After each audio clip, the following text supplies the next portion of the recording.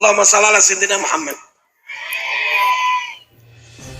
Menjelang pilpres, halo, Mbah Yai Agung Nirboyo Ploso Sembarang. Niku wong ngalim punya kekuatan doa, punya ilmu ya sampun istikharah. Siapapun nanti sing didhawuhne Mbah Yai, jenengan nderek sae. Lamun orang nderek duwe pilihan lain, menengok. Ojo ngrasani Mbah Yai. Ojo ngelokne Mbah Yai. Ojo ngritik Mbah Yai, ojo tenan. Nggak peduli sing didukung kebetulan kaum nasionalis rodok merah atau kaum kanan sing kenceng syariate. Iku hitung-hitungane Mbah Yai dhewe. Kita jamaah kantun manut nonton mawon. Dene sampean ra manut ra padha Mbah Yai sakarepmu. Tapi ojo ngrasani empeten lambene. Ben ngilmune panggah barokah ngono lho.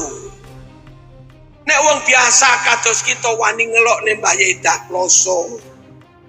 Wani ngritik Mbah Warman Surabaya. Ya terus dadi apa dhewe iki? NU capopo ning Mbah Yai kok wani. Kok kale watuk iki piye?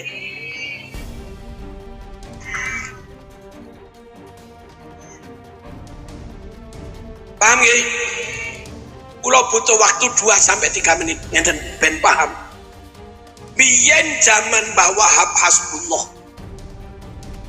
Mbah Wahab niku nderek koalisi Nasakom, Nasional Agama Komunis. Mbah Wahab masuk di situ. Ojo dituduh Mbah Wahab nuduh komunis, dukung PKI ora. Boten. Tugas niku warga Indonesia yang terlalu kiri. Alon-alon dirangkul, disuwuk, didongani, ajak ke tengah. Dan hari ini mereka yang dulu X65, anak putune wis padha salat lho saiki. Anak putune wis mondok lho saiki. Kuwi hasile Mbah Wahab masuk dalam Nasakom bukan untuk mendukung PKI. Gendeng apa mendukung PKI? Tapi dalam rangka ngemong wong terlalu kiri, ditarik agak ke kanan. Nasionalis tapi yo salat, ngono lho. Tapi Mbah Hasyim rangkul kanan. Mbah Hasyim Asari malah mlebu ning Masumi.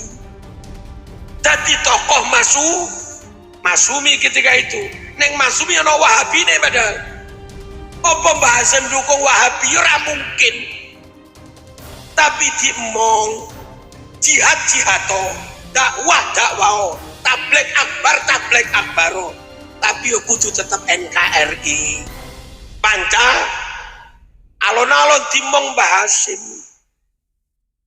Zaman modern Mbah Hasyim Muzadi bareng kaum merah, bareng Bu Mega nyalon jenenge pasangan Mega Hasyim tahun 2004 lho. Niku nawaitune wong kiri nasionalis diemong nasional PDI tapi tahlilan. PDI tapi sholawatan ngono lho. Halo. Ora kok Mbah Hasyim Muzadi itu terus metu teko NU ora.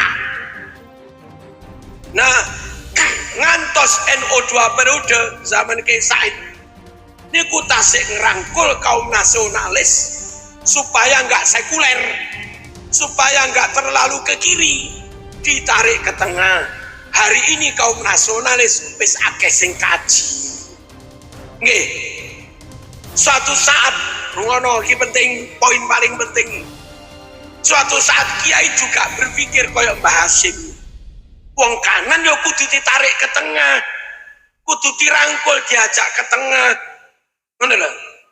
Barangkali nanti fulan kok bareng Mbah Yai Huda, fulan kok bareng Gus Bet Langitan, fulan kok bareng Nyun Sewu Sarang.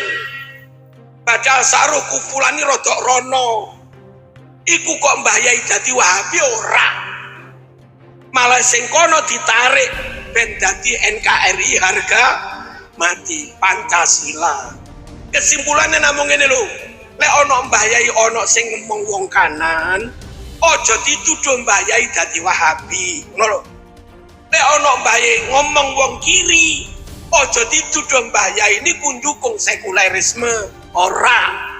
Niku maksudnya sing kiri diketengahkan, sing kanan diketengahkan, sing kanan top jihate, malah gelem ngerti Pancasila.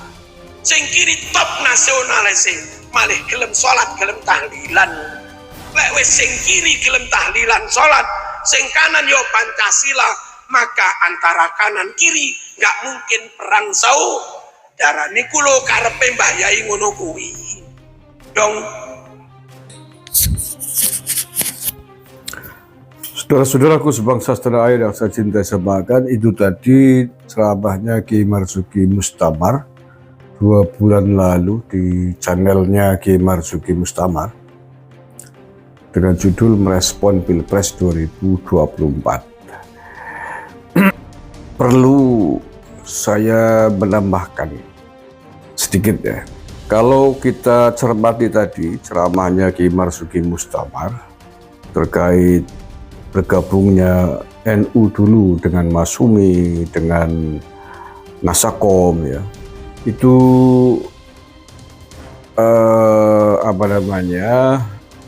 argumentasi politik, motivasi yang disampaikan oleh Kiai Marzuki Mustamar semuanya satu warna, satu visi dalam rangka ngemong mereka gitu ya. Sama sekali tidak ada argumentasi politik. Mungkin bukan berarti Kiai Marzuki Mustamar tidak paham, saya kira tidak mungkin kalau tidak paham. Barangkali hanya mengambil sisi itu saja gitu. Tapi ada sisi lain yang penting terkait dengan politik garis miring dalam kurung kekuasaan, perebutan kekuasaan. Ketika zaman NU bergabung dengan Masyumi, itu karena memang tidak ada pilihan lain. Ketika itu pemerintah kita di bawah Bung Karno, partai Islam hanya satu wadahnya, hanya itu, tidak ada yang lain. Sehingga kalau kemudian tidak ikut bergabung, ya NU tergilas oleh politik ketika itu, tidak bisa mengambil peran apapun. Satu itu. Yang kedua, ketika Mbah Wahab Hasbullah NU memutuskan bergabung dengan Nasakom, karena ketika itu Bung Karno menyederhanakan partai politik ke dalam dua wadah besar, nasionalis dan komunis. Dan ketika itu partai terbesar di tanah air di Indonesia adalah nasionalis dan komunis itu. Sehingga kalau NU tidak ikut bergabung dengan Nasakom ketika itu, nasionalis komunis itu, maka bisa dipastikan bahwa kekuatan Nahdlatul Ulama itu tidak punya peran apapun. Jadi ketika kemudian memutuskan ke dalam partai nasionalis komunis atau Nasakom, itu dalam konteks agar NU tetap bisa mewarnai pemerintahan ini. Tidak hanya atau bahkan sangat dikhawatirkan akan dikuasai oleh komunisme pemerintah kita ketika itu kalau kemudian tidak bergabung. Jadi bukan karena setuju dengan sistem komunisme, bukan. Dalam konteks itu tadi sejalan.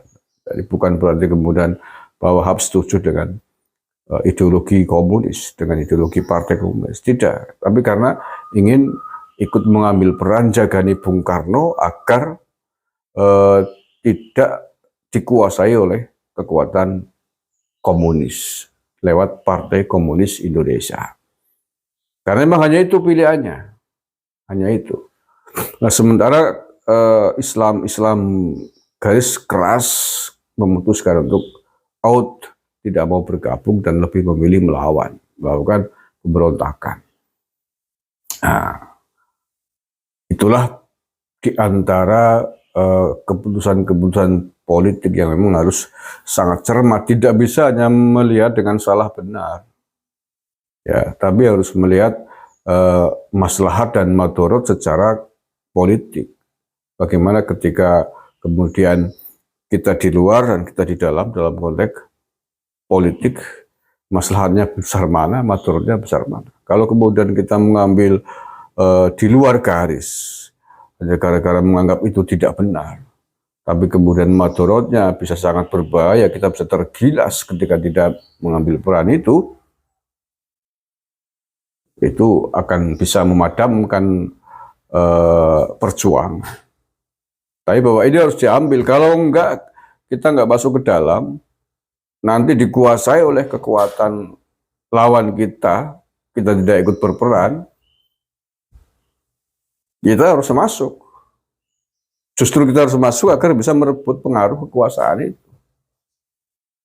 Untuk niatnya apa? Bukan niat kekuasaan untuk jabatan, tapi bagaimana mengendalikan kebijakan pemerintah selanjutnya, karena kekuasaan inilah yang akan mengatur tentang jalannya roda pemerintahan. Masalah dan madorotnya akan ditentukan di sini. Itulah politik, bukan sekedar mencari jabatan, bukan itu. Tapi bagaimana kemudian dengan ada di dalam bagian struktur pemerintahan, struktur kekuasaan, atau setidaknya dekat dengan pengambil kebijakan di pemerintahan, kemaslahatan umat yang lebih besar bisa ikut tertolong, tidak kemudian terabaikan, tidak kemudian tergilas karena kita melawan kekuasaan. Begitu. Terima kasih. Assalamualaikum warahmatullahi wabarakatuh.